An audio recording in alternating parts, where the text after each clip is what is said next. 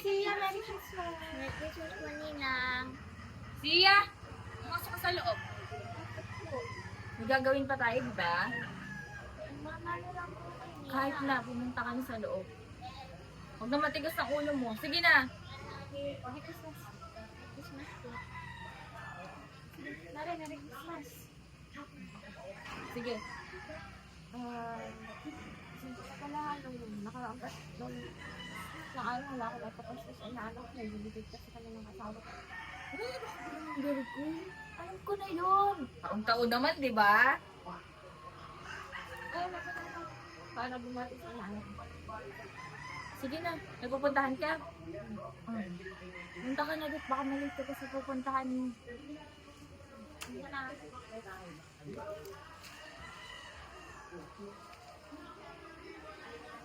Alay, kanina ka nagmana. Ang ganda-ganda mo eh. Kay Papa, kay Mama. Ba't kay Mama? Anak, narinig ko yan ah.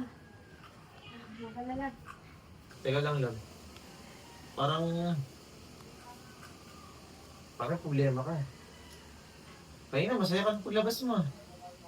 Hindi ba nga pumunta ako dun sa inaanak natin, hindi natin ko ng Christmas. Kasi itong si Chando, parang ayaw naman ako pumunta dun. Bakit, love? Ano bang nangyari? Hindi ako pinagsin eh, parang gusto pa nga akong paalisin. Alam ko naman bakit. Anak, kuha mo muna si mami mo ng tubig.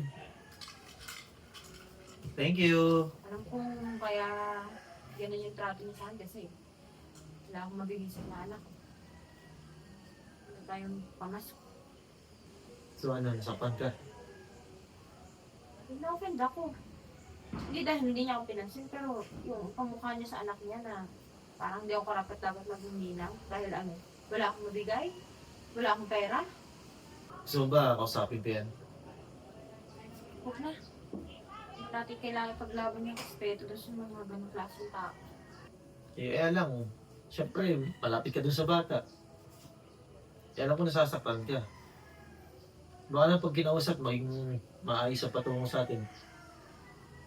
Parang, gusto lalo niya lang ipamukha na mahirap lang tayo. Yan na lang. Magar na lang. Anak, yung tubig ni mami mo.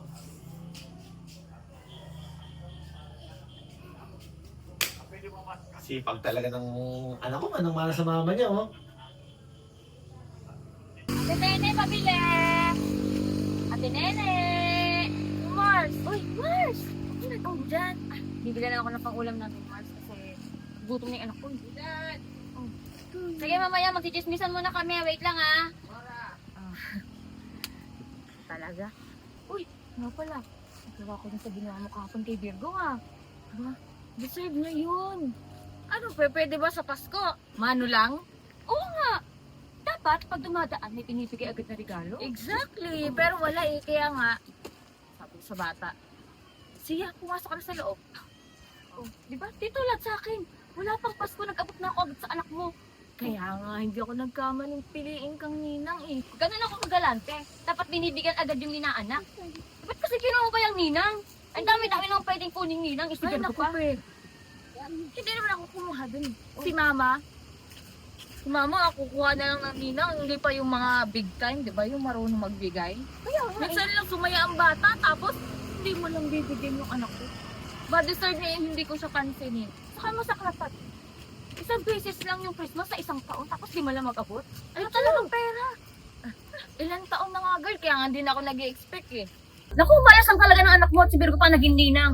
Kaya ako, naku, salamat na lang ako at hindi ko kinuha ng ninang si Virgo. Talaga nakakainis, wala namang kwenta yung babae na yun. Tsa, narinig ko lahat. Kung alin? Lahat-lahat ang sinasabi mo. Charles, kung may narinig ka man. Tsa, hindi na kailangan mag-explain. Ganyan pala tingin mo sa asawa ko. Totoo naman, di ba?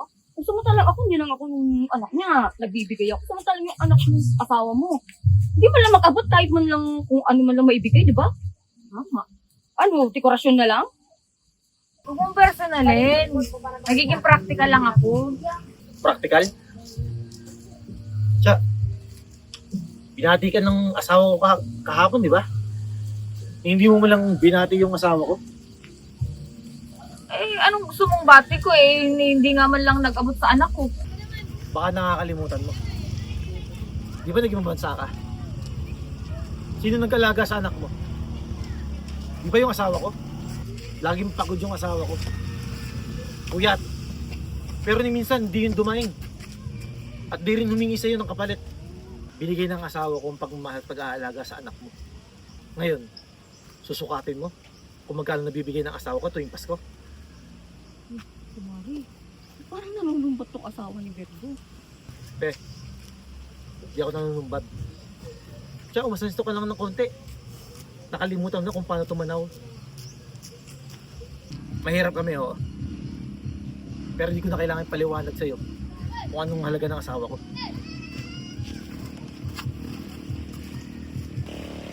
Ano kumari? Tulala? Wala kang sabi? Ha? Mag-alaga lang ng ilang taon.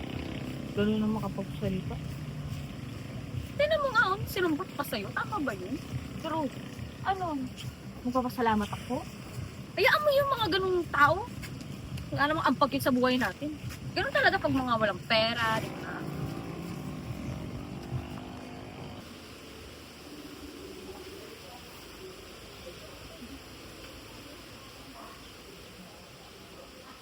Yeah. Ano ginagawa mo dyan? Iniwanag po ko ni Mama, gutom na po ako. Ha? Ano oras na ba iniwanan? Kaninang umaga pa po. Ano? Alas 4 na. Hindi ka pa kumakain? Baka wala ba pagkain dyan? Wala po. Sa bahay may pagkain. Pwede po ba ako doon? Oo naman, pero okay naman sa kung baka magalit yun. Iniwanan niya nga po ako dito eh. Sige. Gusto ko din po makalaro sa tatay. Matagal na po kami din naglalaro. Sige, tara. Dito kami sa bahay. Isara mo yun na baka magalit si mama.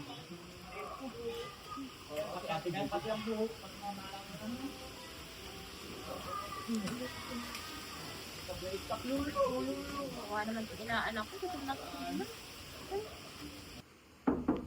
Tao po, Virgo.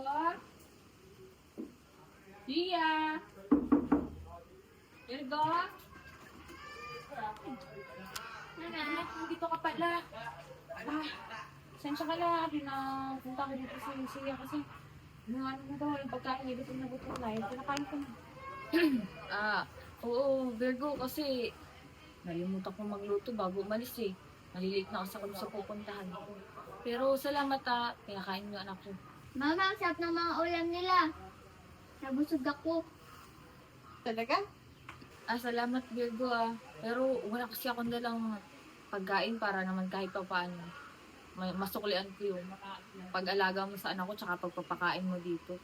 Alam mo dyan, hindi ko naman kailangan ng kapalit sa paghihingi ko sa anak mo yun. Yung pagpapakain ko, pag-aalaga ko sa kanya, responsibilidad ko yun. Bilang yun lang yun. Tsaka yung paghihingi lang, hindi lang naman worth sa pera yun. Hindi ko man mabigyan ng pera pamasko yung inaanak ko, kaya mga laruan. Kaya ko naman siya alagaan pag wala ka yun. Sana na-appreciate mo yun. Oo naman Virgo. Kahit ako naman, nagtataka din sa sarili ko eh. Minsan, kasi masyadong mataas din yung pride ko. Pero yan, tulad ngayon. Kung sino pa yung binababa ko, sila pa pala yung tutulong sa akin. Nga pala, Virgo, sana tanggapin mo yung sorry ko sa mga pamamaliit ko sa inyo dati. Okay lang yun. Sige. Uwi ka na sige. Salamat, Virgo Kayaan mo, Virgo, babawi ako sa'yo. Kasi siya, lagi kong Bye-bye, papupuntahin Nina. dito. Para naman may kalaro siya kasi laging mag-isa ito sa bahay. Mas mabutit mga kasi nag-enjoy yung bata dito. Sige, Virgo, salamat. Nang Salamat, Virgo